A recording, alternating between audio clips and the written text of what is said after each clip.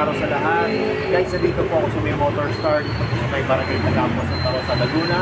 At ang i-review po natin, ito po yung CES X110.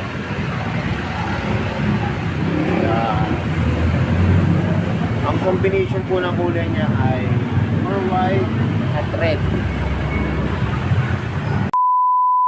Pero pag bago pa lang po kayo sa aking YouTube channel, pa-subscribe naman po at balik ang notification bell para updated po kayo sa aking mga video. Tara guys, simulan natin ito review. Guys, ito na po yung sa Motorstar CES X110. Underbone po to na carb type. Simulan po natin itong review sa gulong niya. Ang sukat po ng gulong nito ay 2.50 by 17 po. Ang tatak ng gulong po nito ay Gary Stone. Tube type pa po to guys, pero pwede naman itong pa tubeless. Ang ganda ng design ng kanyang mags, oh. Saka guys, yung kanyang disc brake, oh, ang laki. Kasi kung makikita nyo sa mga ordinary na underbone, maliit lang po siya, pero ito ang laki. Saka kakaiba po yung design niya. Yung kanyang brake caliper po ay matte black. Tapos yung kanyang front shock po ay glossy na gray. Ito po yung kanyang fender sa harap. Yan. Kulay red. Na may decals po dito na white and black. Kanyang headlight po. Halogen. Saka ito po yung kanyang park light. Signal light. Fog type po. May decals po siya rito ng Motorstar.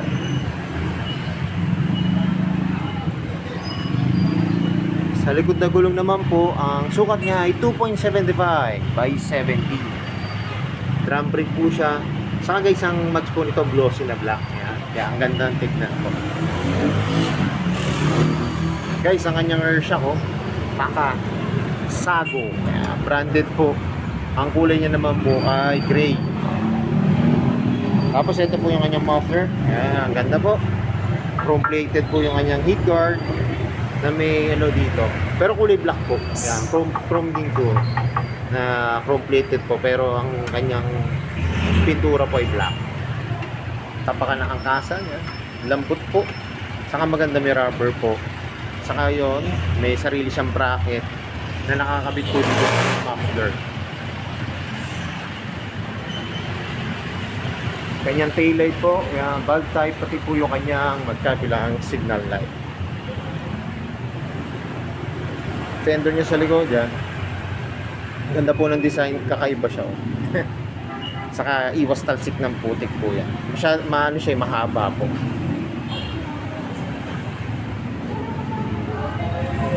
Yan po yung kanyang swing arm. Kulay gray na glossy. May decals po siya rito. Nakalagay CES X110M. Yung kanyang engine, ito po. May naka-engrave na Motorstar. Yung kanyang gear pedal, chrome plated po na may rubber. Side stand at center stand po, glossy na black. Guys, ano siya? Carb pa po siya. Ayan. Kabilang side,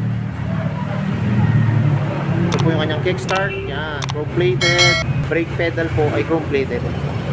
May naka-engrave din po ng Motorstar. Decals niya, malagay 4-stroke. Yan, sa harap po ng pedals. Sa upuan naman po, yan, makinis po yung kanyang seat cover. Yan, na ano na po, yung parang naka-flat seat na siya. Ganda. Ito naman guys yung kanyang manubela. Ito po yung mga function. High and low, signal light, kusina, may choke po siya, park light, electric start. Kagandaan nito guys, oh, yan, may electric start at kick start. Yung throttle, yung lutong, pati po yung kanyang brake lever. Yung kanyang gauge panel naman po, yan, analog po. Makikita nyo naman dito yung signal light nyo, yung bilis nyo, kilometers sa tinakbo nyo, may gear indicator din po. Saka ito po, pagka naka-neutral kayo, naka-high and low. Ganda po na kanya gauge panel. Ganda ng design. So yun guys, ito na, sasakyan ko na itong Motorstar Chess 110 Ayan. Tignan nyo ako guys pag nakasakay na ako sa yun.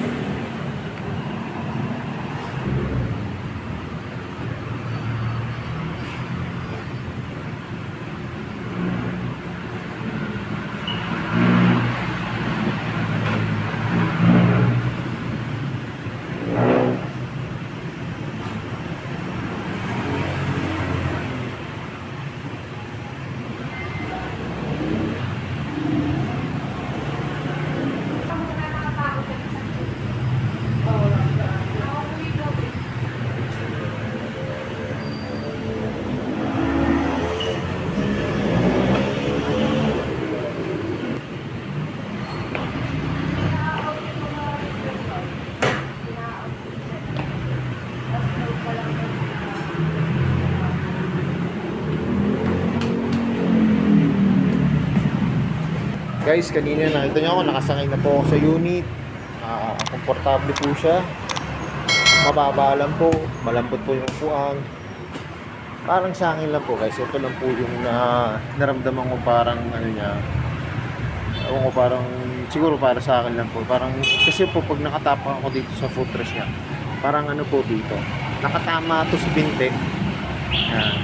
Nakatama siya eh. Ilang yun, parang ay ilang po ko. Parang sana maganda sana kung nakababa ng konti ito. Yan. Kasi kung makikita nyo tignan nyo.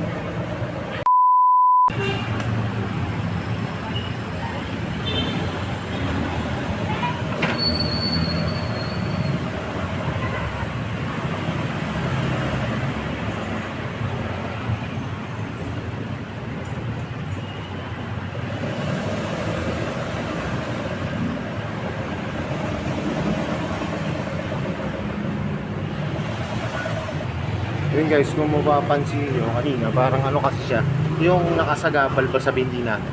Pero tingin ko maayos naman po ito pagka in-adjust lang to. Yan. Para i-adjust ng konti. Pero depende, kung hindi naman po kayo nag-aalang, hindi naman abala sa inyo, goods na rin po yan. Okay na po. So yun guys. Alam ko, ito na yung inaabangan nyo. Magkano ba ngayon itong CS110? Pauna ko na sa inyo guys, ito po ay isa sa pinakamurang underboat. So makikita nyo po yung kanyang presyo. Tara, tignan na natin yung price. Guys, dito po sa may Motorstar, ito na po yung kanyang updated price. Ayan po, ayan siya, says X110 43,000 ang kanyang SRP. Ang kanyang down payment po ay 2,616. Ang 24 months po ay 2,999 pesos. 2,647 po. Yan. Ito guys, sayang to itong CSX na to. Kasi itong 37,000 na unit na ganito, face out na po ito. Punta naman tayo sa kanyang freebies. Yan po yung kanyang freebies. Requirements po. Yan. At yung Facebook page po sila. Yan. Pa-like and share na rin po ng kanilang Facebook page. Saka ito po, may rebate po siya. Yan, with 400 discount if updated. We also offer pre-owned motorcycle and scooter. Yung mga second-hand din po dito. Kaya guys, kung naghahanap po kayo ng motor na pang-negosyo, pamasok, o pang-daily service po, pasyalan nyo na guys dito sa Motorstar Princess X110. Mas maganda po kasi kung makikita nyo ng actual yung unit. Saka guys, ang available po ng kulay nila, ito pong red, saka ito pong blue. Saka, astig din po itong kulay blue. Ang ganda po. Napakasimple rin po, pero ang ganda.